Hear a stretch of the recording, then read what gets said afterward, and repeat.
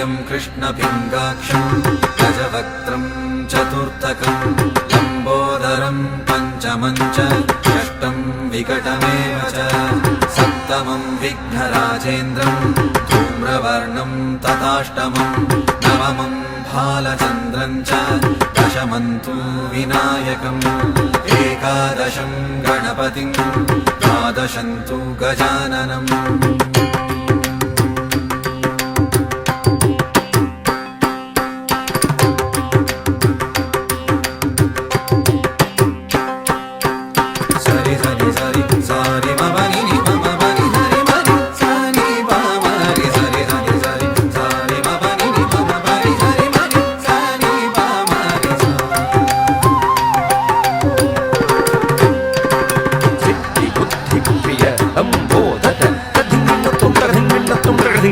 వినాయకం ఏకదంతం తద్ధిందరికటం తగధిందరికటం తగధిందరికటం రక్తవస్త్రధారిణం తద్ధిందరికటం తగధిందరికటం కిడతగధిందరికటం प्रथमं वक्रतुण्डं च एकदन्तं द्वितीयकं तृतीयं कृष्णपिङ्गाक्षं गजवक्त्रं चतुर्थकं लम्बोदरं पञ्चमं च षष्ठं विकटमेव च सप्तमं विघ्नराजेन्द्रं धूम्रवर्णं तथाष्टमं नवमं भालचन्द्रं च दशमं तु विनायकम् एकादशं गणपतिं द्वादशं तु गजाननम्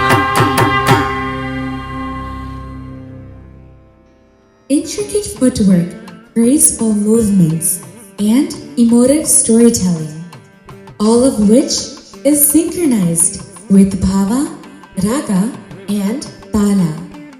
The beat of my heart says only one word: Bharatanatyam. For me, Bharatanatyam is a way to experience stories written in our Vedic scriptures. Reading them is one aspect, visualizing them is another.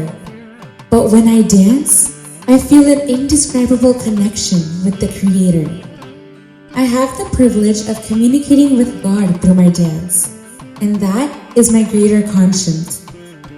It is my devotion and bhakti, the only way I choose to express my art.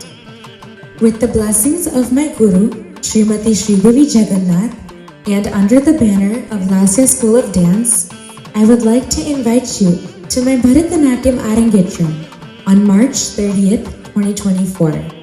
Namaste.